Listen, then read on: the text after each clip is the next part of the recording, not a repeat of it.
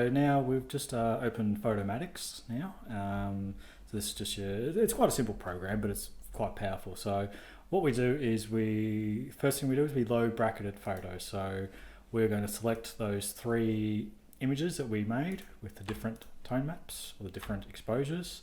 So just hold down Control, select all three, open, that loads them into this window here. Click OK. Now that's just the EV spacing as a default of 2, which is fine. Now, so you align the source images.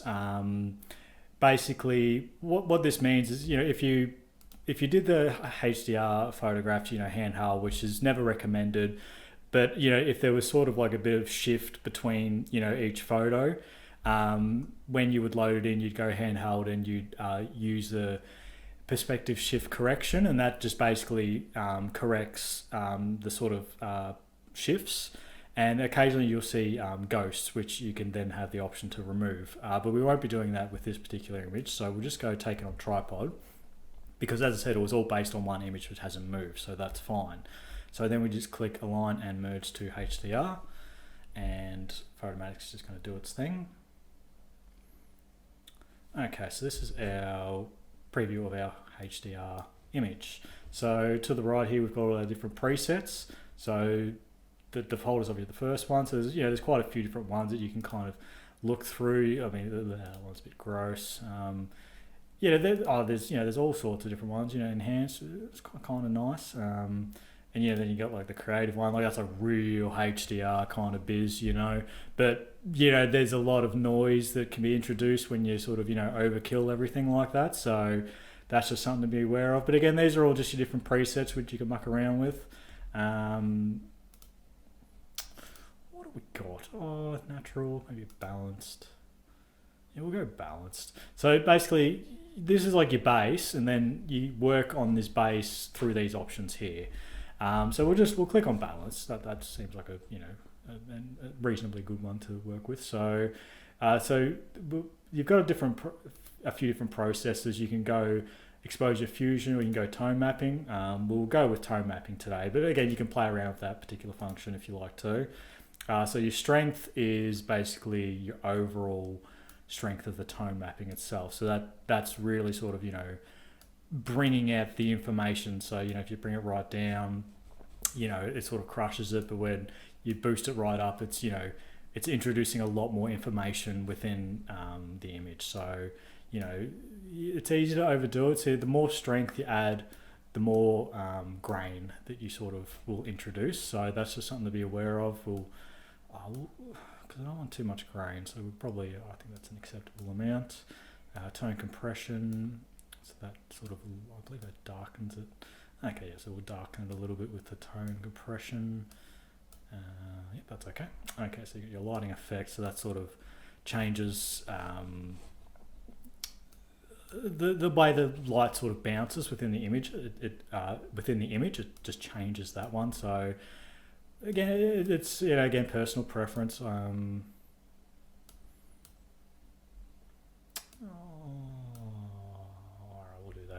Now you got your white clip, so this is literally clipping as in like crushing the white areas of your information, of your image. So if you crank it full bore, crushed, everything's crushed, you lose all that info. So that's just something to be aware of. It can be used quite stylistically if you like. In the interest of this one, I want to preserve a lot of that information. The black clip kind of adds a bit of contrast to it, which is actually I don't mind the black clip. It's probably, yeah, right, we'll do that. Midtones, again, so you can boost them, we can, darken them. Actually, don't. As I said earlier, most of your info is in the midtones, you know what I mean? So we can, really bring that down, sort of add a bit of, griminess. Maybe not, clip the blacks a bit less. Add a bit of contrast with the whites. So you can, again, you got your temperature and your saturation. I don't think I'll worry about any of those.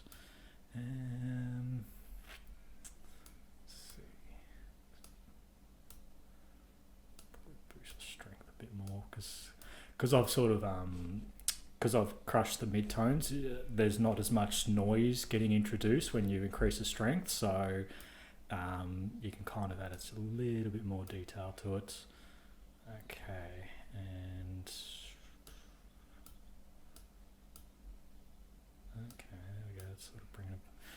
so let's bring a bit more noise back into the lighter area, so we'll just bring that back down. Okay, alright, I'm happy with that. So then we just click apply. Now it's going to be using its tone mapping thing, it's doing its optimization, whatever you say. Okay, so now, so this is your image. You've also got a couple of finishing touch options. So you can, you know, add a mild sharpening to it if you like. You can go max, see strong, like that's just like, you know, real artificial with the sharpening. So I mean, I don't even reckon we need to. Oh, let's have a look here. No, we won't worry about any of that. And again, so you can change, you know, you can adjust the colors. I'm pretty happy with the colors, and I'm not going to worry about any contrast because it's nice and contrasty already. So we click done. Okay, so that is our tone mapped image. So now we just go save image, and image is saved into our Photoshop course folder. Now let's go back into Photoshop, and I don't know what that one is. Okay, so now let's just go open as. Now I've got our tone mapped one as indicated in the file name. We'll open it as camera raw, and we can just do some final kind of tweaks to it again. So that's the power of the raw. You know, you can just keep, you know, adding to it and, you know, doing some minor little touches. Again, it's all the subtle stuff, you know, the shadows. Yeah, might crush it a little bit. All right, we'll boost the clarity a bit more. Why not? Don't want to go too artificial, but okay. And we'll go back to our lights.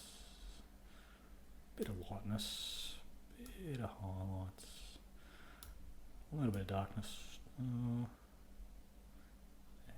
alright, a little bit more. Alright, and how's our shadows looking? No, don't worry about that. Okay, we'll just see if we can. A bit of noise reduction. Okay, so you can see. So we've got a little bit of noise, you know, through the cloud, through the sky here. So again, once you sort of bring it back into the luminance, it'll reduce that noise. So that sort of smoothens that out a bit. So that's, you know, obviously desirable.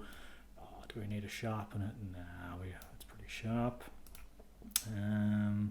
Okay, so you see there's a little bit of sort of aqua bleed on this sort of face here. I don't particularly like that, so let's see, we should be able to just, okay, so we move the aqua a little bit, and as you can see, that part of the image is now, you know, kind of evening out with the rest of it. So I might go a little bit more actually. All right, yep, that's all good. Alrighty, so we've got that, and I think that's all we need to do. So we'll open the image. It's just doing its thing. Okay, now what we'll do, we'll just save it. Always save. We'll go white building _ file. Okay, make sure it's not compressed.